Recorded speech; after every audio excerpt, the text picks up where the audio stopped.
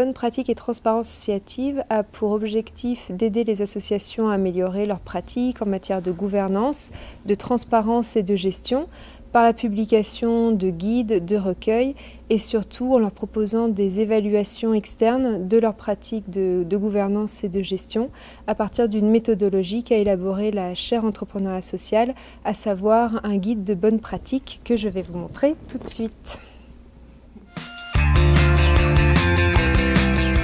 Alors à court terme, j'espère pouvoir aider les associations à identifier leurs forces, mais également les aider à identifier leurs axes d'amélioration. Et à plus long terme, la mise en œuvre de ces recommandations devrait les aider à pérenniser leurs activités, à renforcer leur viabilité et surtout, le plus important, à maximiser l'impact social de leurs actions sur leurs bénéficiaires. La principale force du projet, à mon sens, c'est la méthodologie de la chaire qu'a élaborée la chaire entrepreneuriat social, à savoir le guide de bonne pratique associative. D'être confondu avec une agence de notation ou une agence de labellisation des associations, ce qui n'est pas du tout l'objectif de notre projet. Nous, en aucun cas, nous communiquerons leurs résultats sans leur aval au préalable.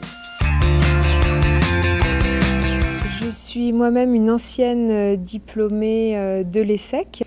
Je me suis beaucoup impliquée dans une association étudiante qui aidait des coopératives paysannes à créer leurs projets principalement en Équateur et en Amérique latine.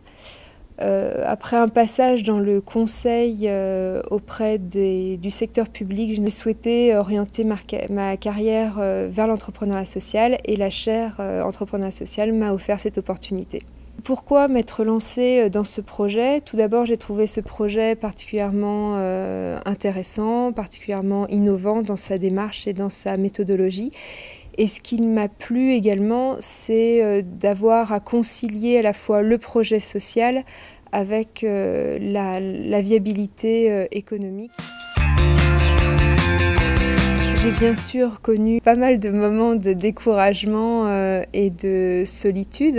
L'accompagnement, à mon sens, c'est vraiment primordial parce qu'il permet de partager ses doutes, ses difficultés et d'être rassuré quand on en a besoin.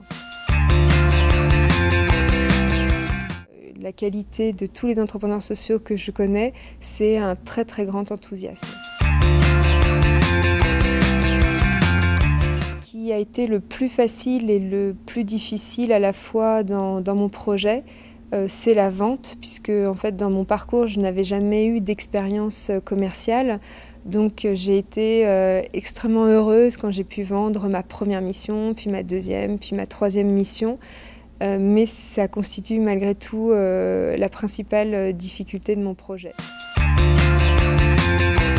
J'ai postulé à Entropia essentiellement par le fonds d'amorçage philanthropique qui m'a accordé un prêt de 15 000 €.